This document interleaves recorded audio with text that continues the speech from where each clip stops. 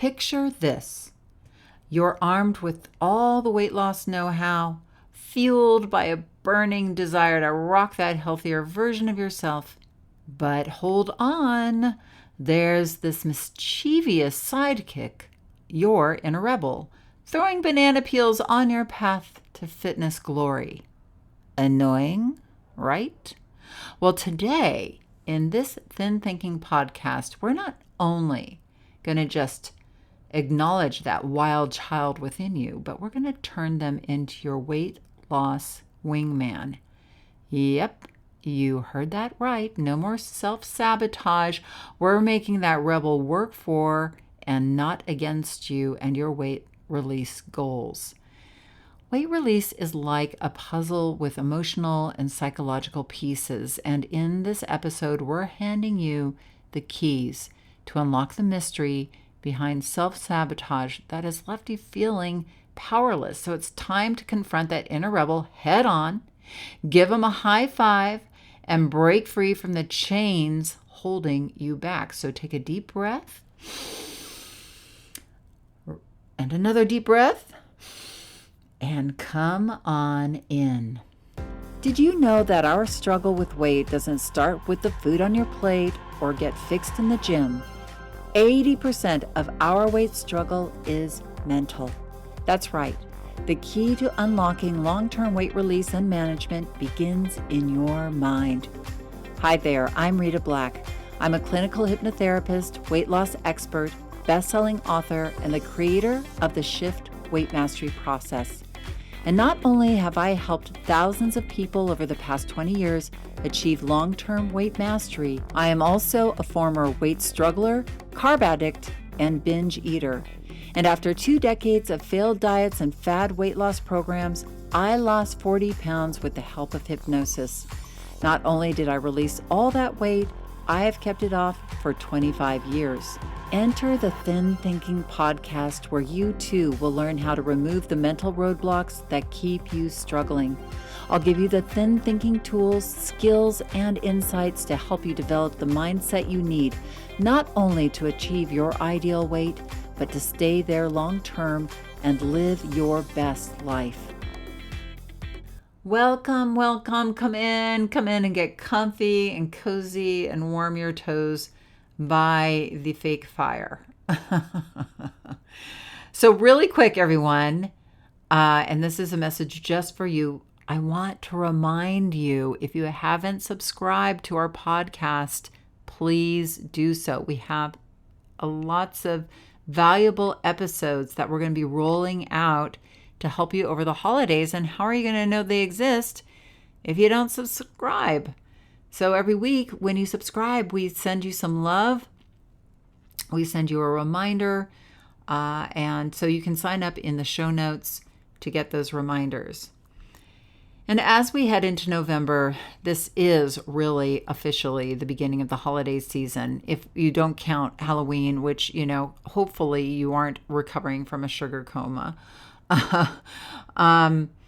But I really want to lay out some episodes for you that will be helpful for mastering your weight through the holidays and having an amazing, joyous, healthy, connected holiday season. So what we are going to do is start with today. And we are going to start with maybe one of the main issues, which is our inner rebel. And of course, because next to Santa Claus and the Thanksgiving turkey, this character usually plays a huge role in our lives during the holidays. Only we don't stuff our inner rebel, but our inner rebel usually causes us to stuff ourselves silly throughout the season. So let's dive into our session today. Now, in the Shift Weight Mastery process, I talk a lot about the 2 parts of our mind, the conscious and the subconscious, and how they work together to either work with us for weight release or work against us. And the conscious mind is that 12%. It's a very small part of our mind, but it's a very smart part of our mind. And that part of the mind knows everything there is to know about losing weight, why we should lose weight, how to lose weight. But then there's that part that just wants things to stay pretty much the way they are, and that we call the subconscious mind. And over time, we develop quite a rebellious inner saboteur in our subconscious that really has become quite skilled at destroying any weight loss attempt that we go on consciously. Haven't you noticed? So we work hard to work against this part of ourselves, but it seems the harder that we try to change, the harder we bounce back in the end. Now, the problem is that we blame ourselves, and we really see that this is a character flaw within us, that we can't control this part of us, that we have this devilish aspect of ourselves, and that it just acts out against us. And it really makes us feel insane at times because consciously we know everything we should be doing, and yet this part just keeps seeming to undo us. But I want you to understand that anyone who has struggled with weight over time has an inner rebel. And here's the thing, there is nothing wrong with you, but the more that you try to work against this part of you, the more it bites back. So the key is to create a different relationship with this part of you, to really start to separate yourself out from this part of yourself and to really find ways to tame their rebellion and to really get to see them in a different light, to learn to manage them before they manage you. So I'd like to just take a moment to introduce you to your inner rebel a little more. Our inner rebel is short-sighted and really driven by the dopamine part of our brain, the reward center in our brain. It's a very powerful driving force. And dopamine wants what it wants when it wants it, and it doesn't care about the consequences. So that makes that part of our mind, that craving part of our mind, that impulsive part of our mind, that part that undoes us, is really driven by that very powerful neurotransmitter dopamine. And, like they gave rats sugar water and they stimulated, so this was a study, and they stimulated the dopamine center in the rat brain. And the rat continued to drink sugar water until its stomach exploded. Like that's how aggressive and impactful dopamine can be. So dopamine, I call it kind of the dumb the dumb child, or the child that is like putting its finger in the socket. That looks like fun. It doesn't really. It only looks. It sees the instant gratification part of a scenario. It's not really necessarily thinking things through, and it's smart though. It knows it, so it's not really dumb, but it's clever. It really knows how to get you to do something even against your own best interest. And often our inner rebel takes on different personalities that work against us when we're trying to lose weight. I'm going to walk through a few of the main ones that I see repeated over and over again, both within myself and with my clients and, the people that I work with. So one aspect of the inner rebel I would call the inner diva. Now, she is the star of the food show, your own inner Food Network, your own inner barefoot Contessa, who is a foodie extraordinaire and absolutely loves and adores food and is absolutely outraged that you're going to take away her treats and fun when you go on a diet. No way. You don't know who I am. I must have my rewards, and I'm going to make your life hell for you or anyone who takes them away. Now, deep down, the diva is really reacting out of fear, the fear of the idea of your taking away the food. She feels like if you take away food, life is not going to be the same. Life will lose its color. It won't be fun. It won't be worth living, and she will feel deprived. Little does she know that the foods that seemingly create joy and fun actually deep down can cause her great pain, because obviously when we're overeating and feeling overweight and out of control, obviously deep down that works against us. But like I said, she's only looking at the front end and the fun part of it, and her fear is you're taking away her fun, and life isn't going to be worth living. Now, there's this other aspect of ourselves, which I would call the inner child. Now, they don't care about being thin. They just want to feel the instant comfort when they are feeling bad or stressed. And the comfort is more important than being thin on the beach this summer. This aspect of our inner rebel is a bit whiny. They get to have it. Why can't I? I feel bad and I need something to soothe me. But little does this aspect of ourselves know that ultimately overeating, the carby foods, the sugary foods, the foods that seemingly soothe us ultimately create more anxiety and more stress about our weight, about our health at the end of the day. Again, it's really only looking at the front end of each scenario.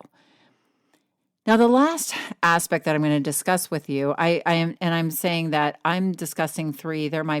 You might have a lot of other different aspects to your inner rebel. But the other one that I find really interesting is the inner con man. He's more like the seducer and the deal maker. This is the smooth talking bastard part of our inner rebel that will seduce you and convince you in any way he knows how you should start over tomorrow in order to get that hedonistic pleasure today, whether it's ripping down the drive-through and getting on that impulse drive-through spree, or the impulse buy at the checkout stand, or eating a few more slices of cake or more slices of pizza after we've had one. Go on, you've been doing so well. Have a bit more. You can pull things together tomorrow. And only tomorrow brings more eating and empty promises, making us feel bad about our willpower and for giving in. And the shame that we feel for allowing ourselves to be seduced by this clever character again and again. Why did I let him do that? So your inner rebel may have other aspects, like I said, of his or her personality. But what I want you to do is to start to notice, to get conscious of this aspect of yourself, to start to get wise and shift your inner rebel. So I'm going to teach you a way to start to separate yourself out from these aspects of yourself and to get your inner rebel to lose some of their power and so you can start to manage them. In fact, I'm going to read you an excerpt from my book, From Fat to Thin Thinking, where I tell a story about leading a client through 2 mind techniques to begin to manage his inner rebel. And I'm going to lead you through one of these techniques, and then I'm going to walk you through how he managed the other technique. And it's a pretty straightforward technique, so I know you're going to get this too. So I think these 2 techniques are going to be very helpful for you to begin to tame and have some more power over this inner rebel aspect of yourself. So I'm just going to read from you. This chapter is called the inner rebel, and managing your inner rebel is actually a skill of weight mastery. And I have three areas of skills in the idea of weight mastery, and these are really taken by studies of over 200 studies of people who have taken weight and kept it off permanently. So really, people who have long-term sustained weight management have learned to manage this part of themselves. Like there's a skill to this. It just doesn't happen overnight. That we really, the more we get to know these aspects of ourselves, the more we can have power over them. Okay, so I'm going to read you from this part of the chapter. Tom thought that being able to finish an entire pizza was a sign of manhood. My friends and I would consider you a wimp if you left a piece of pizza on the plate. If you ate it all, you won, Tom said at our consultation meeting. Tom grew up in Southern California and had been in the construction industry for a good part of his life. He had been a customer of the diet industry even longer. Tom had tried every weight loss program, fast and cleanse, out there twice. My mom always dieted and took me to my first Weight Watchers meeting when I was 8, he shared with me. When I asked him what his biggest challenge to long-term success was, Tom replied, I'm not sure. I'm very good at following a diet structure and releasing 30 of the 50 pounds I need to lose, but somewhere along the way, I get bored of the diet. Or I go out with the guys and I eat pizza and I drink beer. It's the devil sitting on my shoulder, and he's pretty hard to say no to when he wants something. I like to call that devil your inner rebel, I said. Whatever you call it, once I give into it, a part of me snaps and it doesn't want to return to the strictness of that diet. It's off, and I'm off until I regain all the weight. Well, tell me one way your inner rebel tries to seduce you into sabotaging your weight release efforts, I asked Tom. Tom laughed. Just one? Okay. If I started a diet and the weekend comes, I may go out with my family for dinner. If I see ribs on the menu, my inner rebel says, hey, you worked hard this week. Let's have the ribs and a beer and a side of fries. We'll pull it together tomorrow. In reality, that means restarting my program on Monday after eating a ton of food over the weekend. I asked Tom to close his eyes and imagine that his inner rebel was a character outside of him, a character in a movie or from his life. Tom smiled. I know exactly who my inner rebel is going to be. I just bought a new truck, and the guy who sold it to me was the ultimate salesman. I went in there wanting to buy a pre-owned model, and he talked me into buying a brand new model with a bunch of added details. This guy was smooth. He kept saying, you work so hard, you deserve it. I believed him, and I didn't know what hit me until I was driving home. Well, could you imagine this smooth talker saying, go ahead, you work so hard, eat whatever you want, and you can start again on Monday, I asked. Sure, easily. Okay, so now imagine that voice, that guy's voice, becoming really silly and distorted, like the voice of Homer Simpson or SpongeBob SquarePants. Tom laughed. I asked him, does it take the edge off the seduction a bit? Sure, I feel like I can hear my inner rebel from a mile away. He's not going to catch me daydreaming again, Tom said. So you can see what Tom did, and what I'm going to lead you through now was you start to separate yourself out from that inner rebel aspect of yourself. And you do that by giving them a character. You really do create them as you see them, you see what they're dressed as, you see how what they look like, and that they're separate from you. So you can start to have a dialogue with them. You can start to say no to them. You can start to hear them like that used car salesman from a different aspect. And it doesn't, because often what we hear is just that voice in our head, like, go on, you deserve it. And we think it's part of us. So I'd like to now just take you through. Okay, so now it's time for you to show your inner rebel who's boss. I'm going to just walk you through this exercise so that you can try it out too. So if your inner rebel were a character in a movie, what character would he or she be? Or maybe just choose a very seductive person from your life to play the rebel. So just kind of imagine that. That could be any movie that you've seen. I think of those black and white 40s movies because I used to watch those with my dad, and I imagine like Jane Russell, who's like just super seductive and come on, sailor, and she's like got this very seductive voice. So what does your inner rebel look like? Like I said, mine is kind of this seductress who's a little wild and unkempt looking and has a cigarette hanging out of her mouth. And now, what is a seductive phrase that your inner rebel uses to sabotage you? For me, one was like, oh, go on, you work so hard, or go on, everybody else is eating, you can too. You know, those were something that my inner rebel loves to say.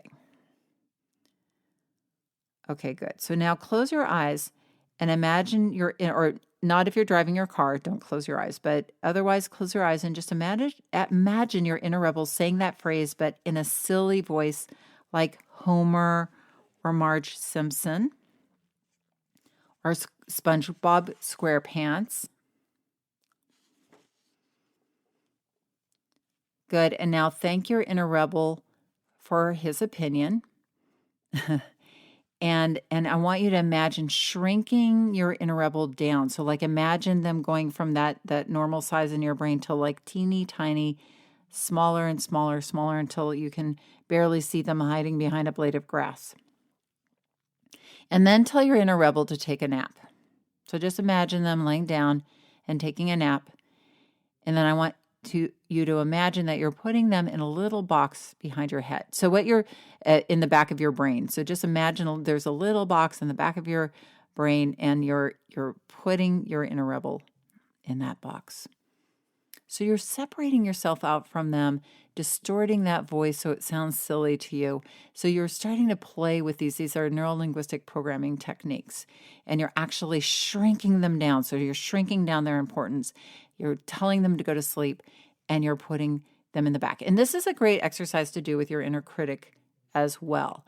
When we start to make our inner critic sound silly, our inner critic can start to lose our power. I often will tell my inner critic, hey, you've worked really hard today. Go ahead and take a nap, or you can take vacation. I don't need you right now.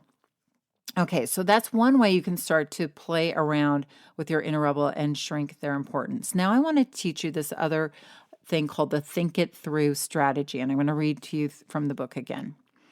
So your inner rebel is very good at seducing you away from your weight release intentions. The good news is that even though the seduction dance you do with your inner rebel is a powerful pull, ultimately it is predictable.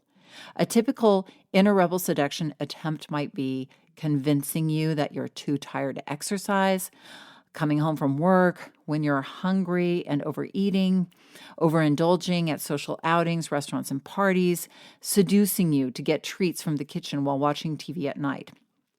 The way to shift out of the seduction is with a cognitive behavioral technique that I call the think it through strategy.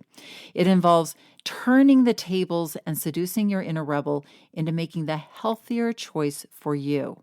According to psychologist Philip David Zalasso, PhD, our thoughts and the language we use to express them can remind us of bad consequences and guide us to other actions and reinforce the value of success.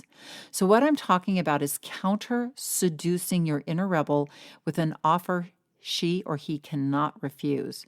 Remember, most of what drives our brain forward is the idea of perceived reward, that dopamine. The inner rebel is a master at making his reward seem better to you than sticking with your healthier option. But what if you started marketing your healthier option in a more enticing way? So this is how to think it through. This technique allows you to shift your mind out of fat thinking, impulsive pleasure seeking to thin thinking, healthy action taking. So 1, you take a shift breath and harness your inner coach. So you just bring that powerful you, get present, and bring that powerful inner you, that nurturing, wise you within.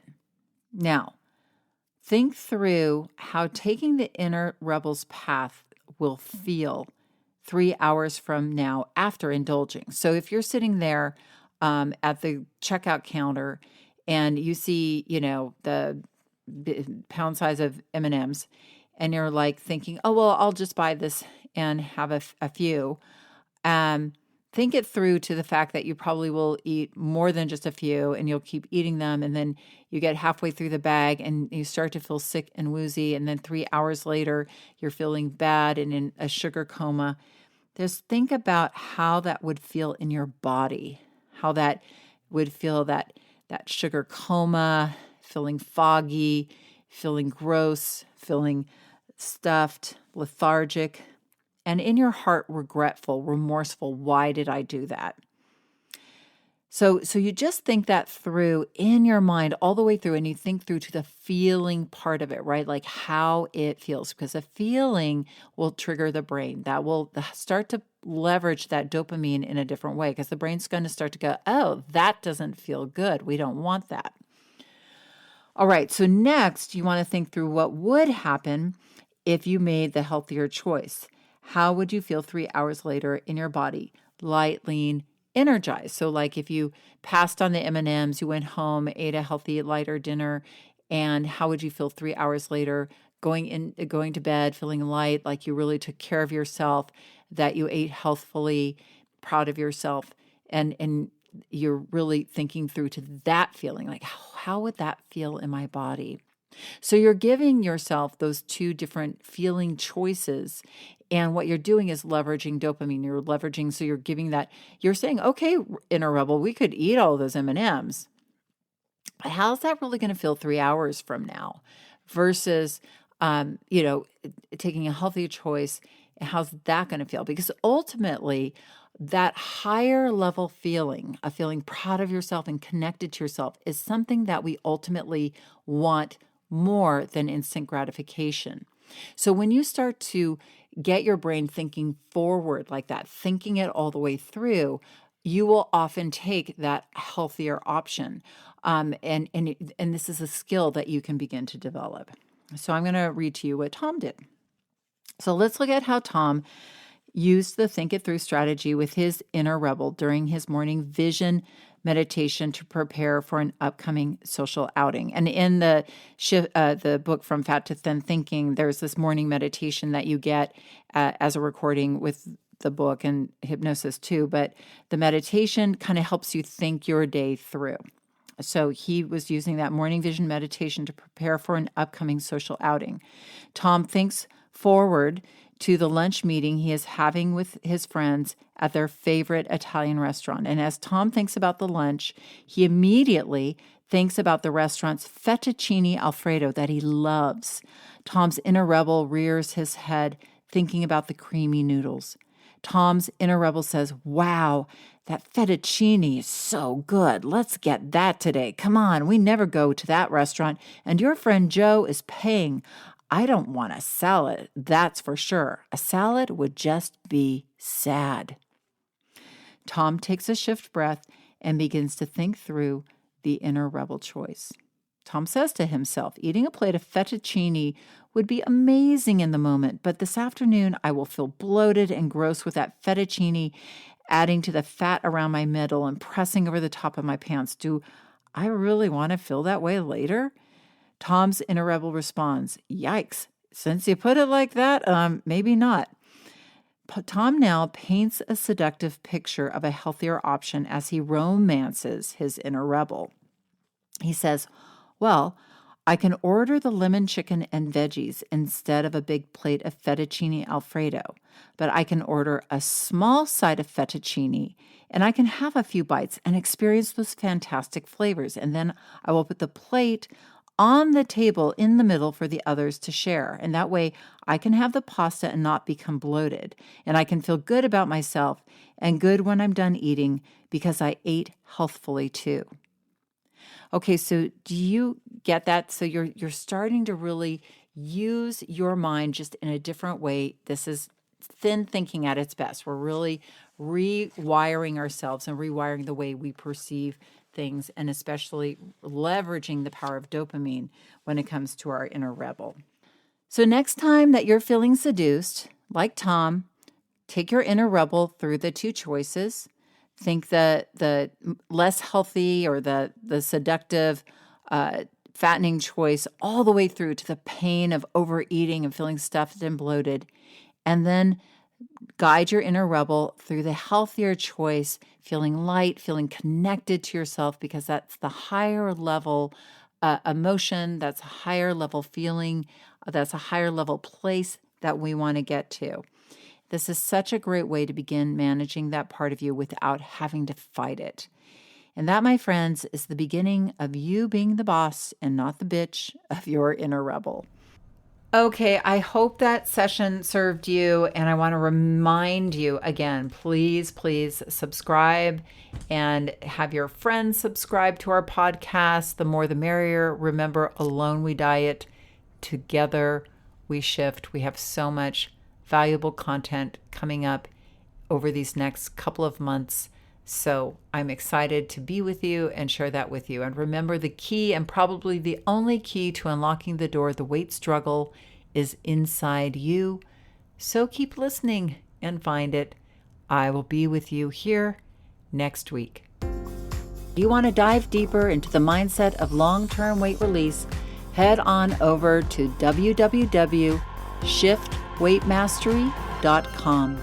That's www.shiftweightmastery.com, where you'll find numerous tools and resources to help you unlock your mind for permanent weight release, tips, strategies, and more. And be sure to check the show notes to learn more about my book, From Fat to Thin Thinking: Unlock Your Mind for Permanent Weight Loss.